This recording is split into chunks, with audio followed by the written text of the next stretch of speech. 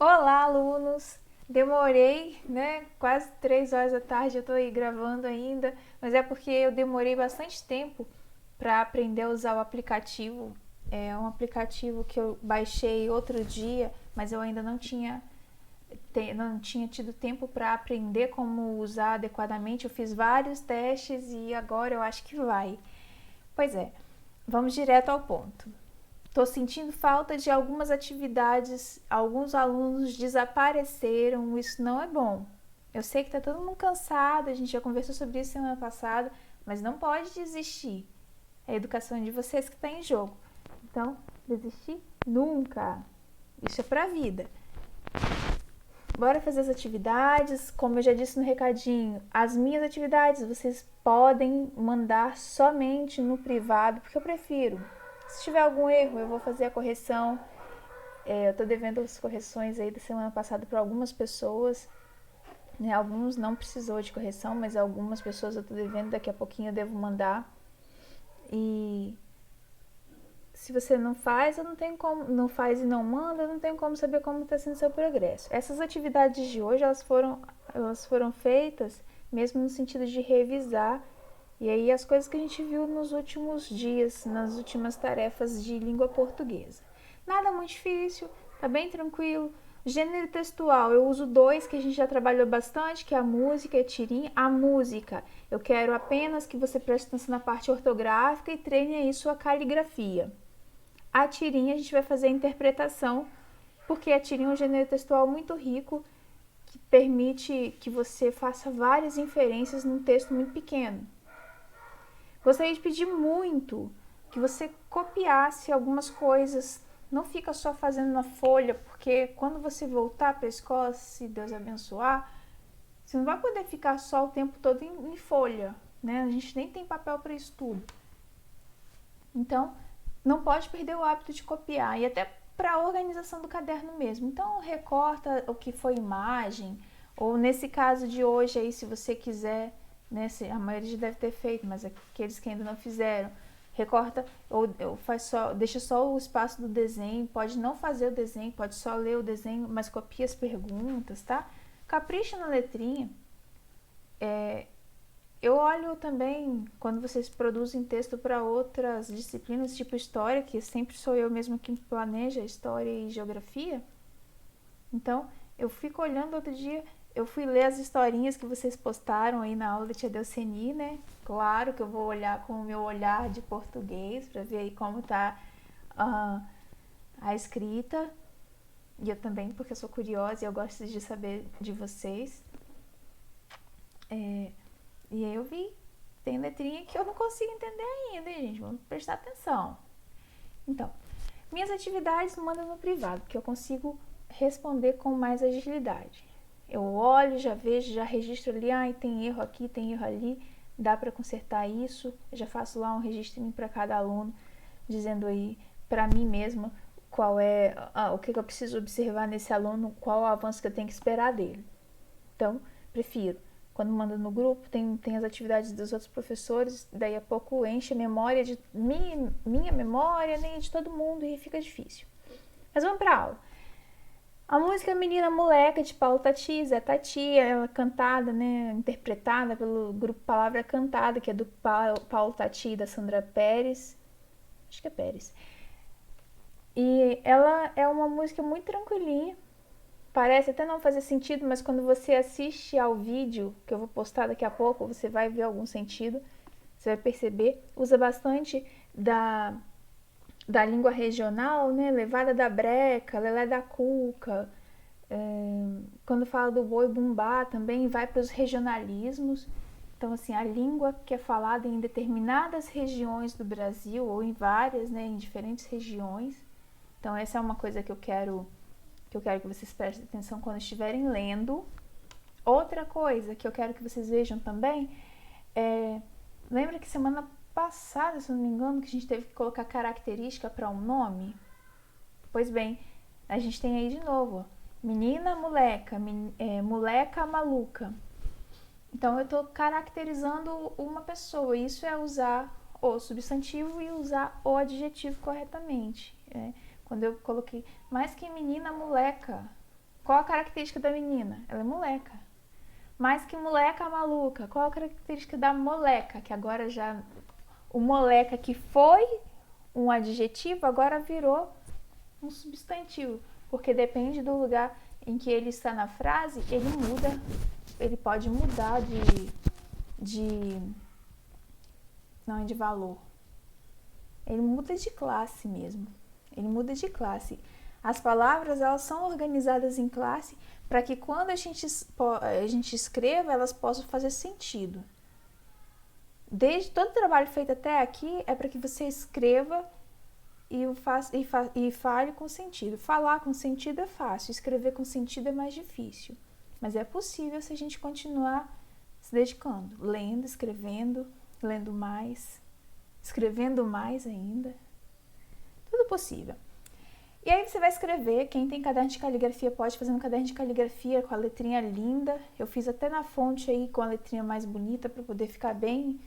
Se eu olhar assim, parece até minha letra no quadro, né? Então, igualzinho. E você vai tentar caprichar o máximo possível na letra e vai fazer essa parte. Deixa eu ver se eu acerto trocar esse negócio.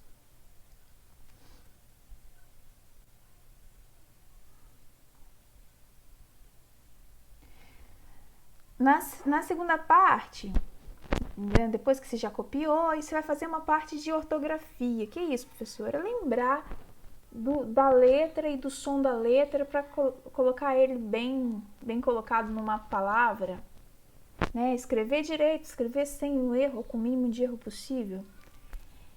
E aí vamos lá, complete antes do P e do B, só M, vou escrever, e para as outras consoantes, o N é que vem antes. Essa regrinha eu falei lá no começo, eu falo bastante quando eu estou alfabetizando, e aí as pessoas já vão colocando isso na mente e não erra mais o M e o N no lugar antes, quando ele faz esse som, quando faz esse som, tá bom?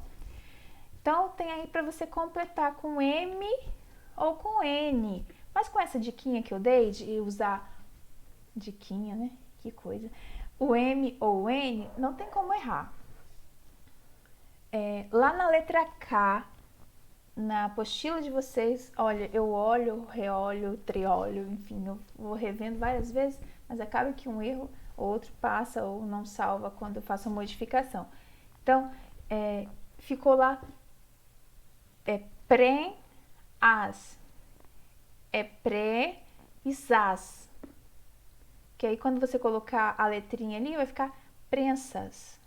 Então, conserta para mim só esse S que faltou lá na letrinha K, por favor. A próxima é aquele que faz do chamamento. Lembra? Não é vocativo. Que é outra classe também bem legal. Quando você quer saber qual é a palavra, qual é o pedaço forte da palavra, você chama o nome e a parte que demorou mais para você falar é aquela que é forte. Se esse lugar forte for no último, eu chamo de oxítona. Se for no penúltimo, vou usar aqui, né? Penúltimo, eu chamo de paroxítona. E se for o antepenúltimo, eu chamo de proparoxítona, sempre de trás para frente. Eu ainda não sei como que você está enxergando, se está de trás para frente, se está de frente para trás, não consegui ver isso ainda, mas depois eu aprendo. Então, última, oxítona, penúltima, paroxítona e antepenúltima, proparoxítona. Por acaso, nessas palavras que eu selecionei que são da música, não usei nenhuma palavra proparoxítona, então tá bem fácil. Você só tem que dizer se ela é oxítona ou proparoxítona e pintar aí a sílaba forte. Eu vou dar um exemplo no primeiro aí. Jacarandá! Ó, qual que demorou? Jacarandá. Mas ele tá acentuado, era fácil de achar. Mas ainda assim, chama e a parte que demorar mais é a tônica. Vamos ver. Na atividade 2, consegui. Na atividade 2 tem a tirinha, e eu faço uma contextualização da tirinha, né? Falando quem que é a personagem, para você entender aí o que aconteceu.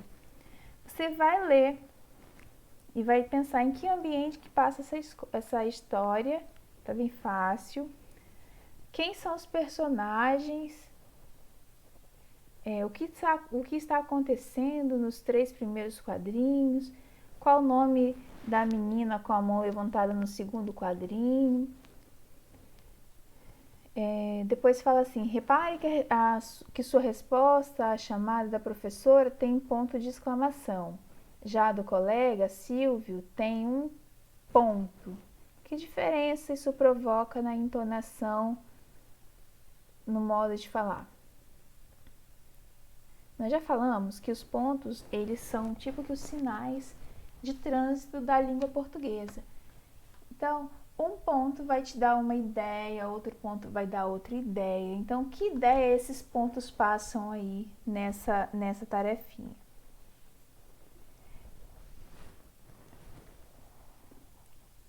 Na 6, qual o sentido das reticências na primeira cena? Isso a gente já sabe, a reticência da ideia de... Isso. O que são aqueles risquinhos perto dos pés da menina na quarta cena? E aí você vai ter que fazer uma leiturinha do balão. Deixa eu ver onde está esse risquinho.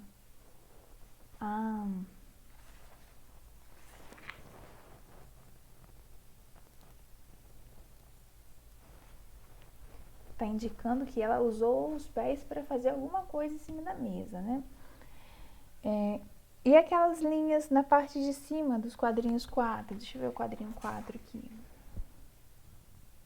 Aqui ela que tá dando uma voltinha, que tá indicando o quê? Depois fala assim, o que a expressão facial da professora indica na cena? Explique a graça ou humor nessa história. Nossa, a cara da professora ficou muito ruim, né? Explique a graça e o humor dessa história. Bom, é só isso, né? Não precisa produzir o texto, só precisa fazer a cópia, ler a música prestando atenção nos adjetivos, nos substantivos, na concordância entre os adjetivos e os substantivos. As palavras são assim, elas são emaranhado, uma teia que se constrói, que vão se formando e construindo coisas enormes e gigantescas, e a gente precisa continuar estudando, tecendo os nossos conhecimentos para que nossa teia de palavras fique cada vez maior, nosso vocabulário, nosso modo de falar fique sempre mais refinado possível, para a gente se preparar para essa nova sociedade que nos espera. É nova porque a gente sabe que pós-pandemia o mundo já vai ser outro. Mas então a gente precisa também ser outro. A gente precisa se aprimorar, como sempre fizemos, né? Não desistir, né? Desistir nunca. Cansar jamais. Sempre aprendendo, sempre estudando. Beijinho. Até a próxima.